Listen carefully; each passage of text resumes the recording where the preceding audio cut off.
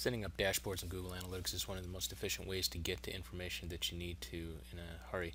You can set up custom dashboards in addition to the default dashboards that Google presents to you. You can see the default dashboards have basic information about site visits, but really to make these useful you should be creating your own. In this case we'll do an example of a social media dashboard. You can start with default information, or you can create a blank canvas and start your own dashboard from that point forward.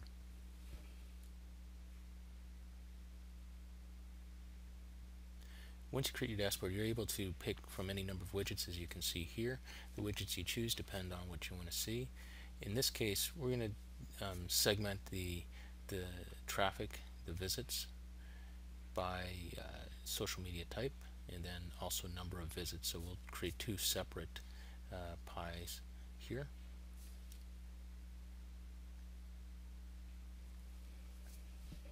So here we have count of visits. We're going to filter this so that only social media traffic is appearing.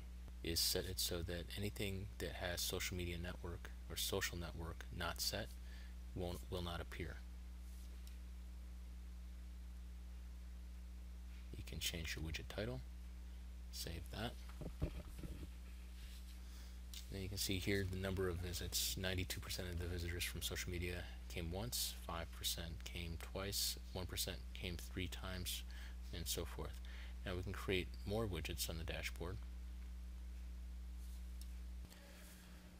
So the next widget we're going to create is going to show us the number of visits by actual social network. So again, clicking on the metric visits, and then selecting social network. And again, we're going to apply that same filter that shows just what's coming in through the social network. So clicking on add filter, don't show anything where the social network is not set. Once you have all of your elements in place, then you can save the widget. And as you look at this, you'll see that you got the social network visits here and still below the counts.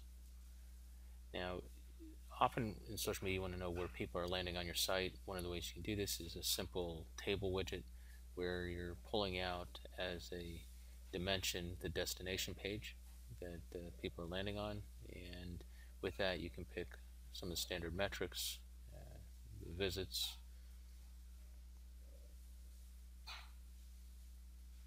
and then perhaps you look at the pages per visit. It depends on what you're trying to accomplish here. It could be we're looking at the level of engagement, and that'll be measured by pages per visit.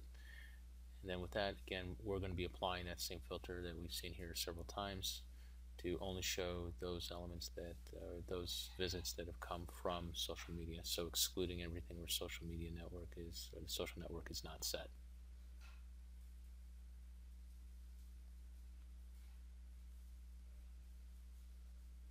Now with any dashboard you can just grab and move the element into the place that you want it.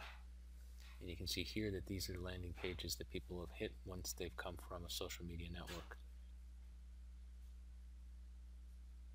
Now, sometimes we're looking for what's happening over time, and obviously here's a widget for timeline, and in this case we can take a look at the number of visits and maybe the average page visit, number of pages per visit over time, and see if that's fluctuated. Does it move in line with our activities? Is it counter to our activities, and so forth?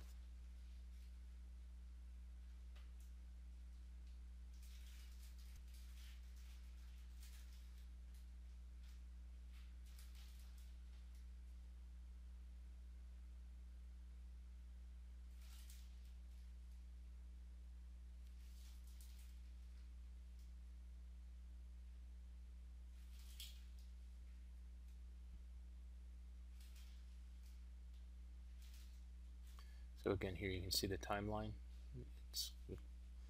And as we said before, you can go ahead and move that over to a different location within the dashboard.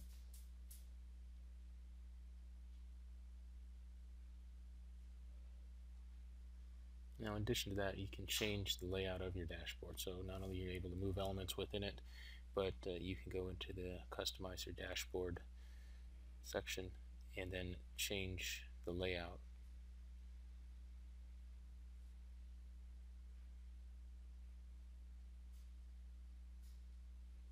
Now this layout makes more sense. Longer destination page names and timelines make sense in a longer format.